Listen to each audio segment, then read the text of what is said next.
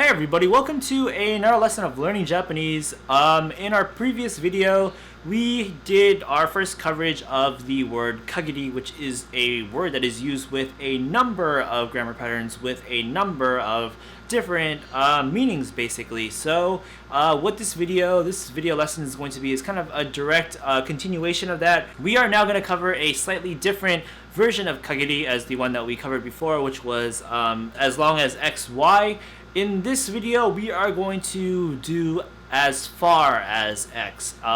So x kagiri is going to be as far as x. And if that doesn't quite make any sense yet, let's explain it a bit. So just to rehash the definition of kagiri as a standalone word, it translates to something along the lines of bound or limit or range. That's one of its definitions, or one of its groups of definitions. And so now we're going to use kagiri as in the construction x kagiri y to mean as far as x, y. And so that kind of nuance of as far as kind of makes sense when we consider that kagiri means range or bound. To be a little bit more specific, this construction is going to imply that there's kind of a limit to which something x occurs. And so that might still not make sense. So we'll just mention one more thing to try to get a little gist of this before we go into the examples.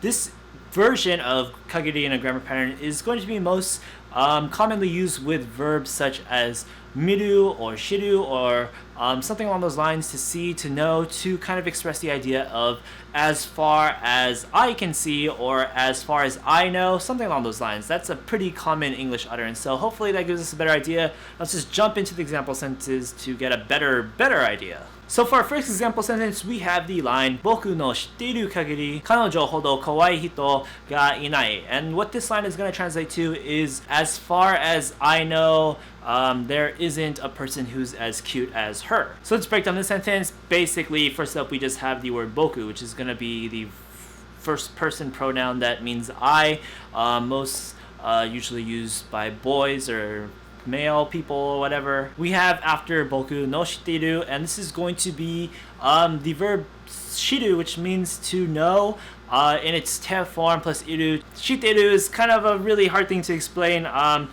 for the Japanese language, and I think we've talked about it in some other videos, but it's a topic that is probably best saved for another time, just because of how long of a conversation it could churn out. But just know here that shitteru just means to know, even though it's the te form plus iru. And so here we have shitteru, and iru here is going to be a plain form of verb, so we actually can use kagiri now. So we're going to do just that. We're going to plug in kagiri right after shitteru to basically define boku no shitteru kagiri as far as I know. And so as far as I know, then now let's just continue the sentence to explain what is in his limit of knowing. And so the rest of the sentence reads Kanojyo hodo kawai hito ga inai, and this is going to mean there isn't a person as cute as her. So kanojyo means her. We have hodo, which is a grammar pattern we've covered before. It's going to mean to the extent of the word before it. So kanojyo is the word before hodo, so to the extent of her.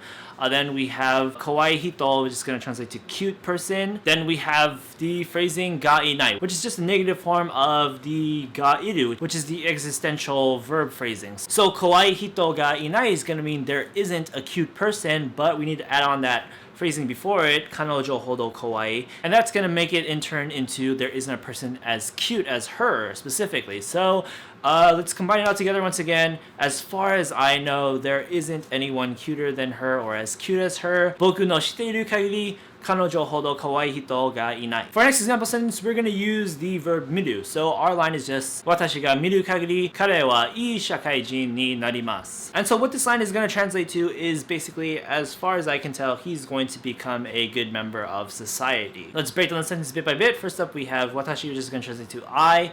We have the particle ga to mark I as the subject. We have miru, which means to see. And so that's a plain form verb. We're going to add kagiri now. So miru kagiri is going to be as far as see, or as far as I can see. And now let's move on to make the statement that fits in this range of me seeing or me telling or being able to tell. And that part of the sentence is just going to be kareはいいshakaijinになります. And so kare is going to translate to he or that guy.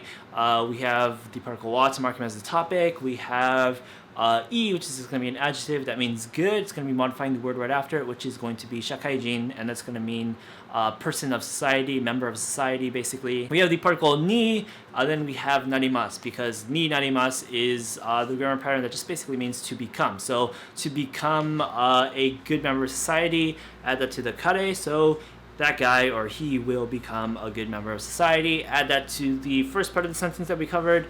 As far as I can tell, as far as I can see, he will become a good member of society. Watashi ga miru kagiri, kare wa ii shakaijin ni narimasu. For our last example sentence, we are going to use the verb dekiru, which means to be able to do. So for our line, we have the very short dekiru kagiri no enjyo o shimasu. And this is going to translate to, quite simply, I will help out as much as I can. And so first up in the sentence is the verb dekiru, to be able to do.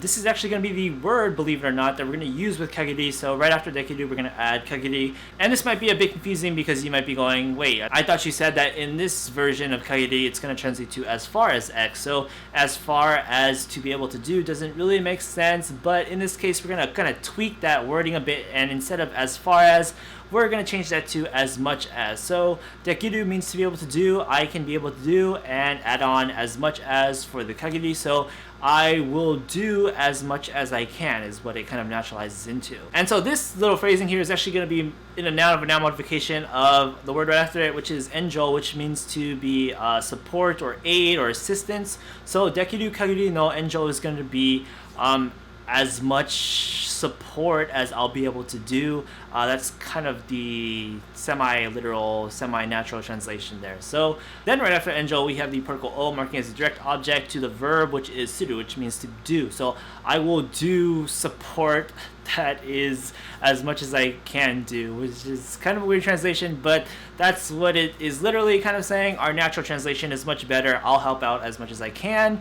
So yeah, just read it over again. Dekiru kagiri no enjyo o shimasu. And that is another instance of us using kagiri to mean as far as, more appropriately as much as in this case. So yeah, that's actually going to be our last example sentence to wrap up this slight alteration of kagiri's definition. So yeah, so now we are at two grammar pattern instances using the word kagiri. We will definitely see more in the future, hopefully near future. So stay tuned.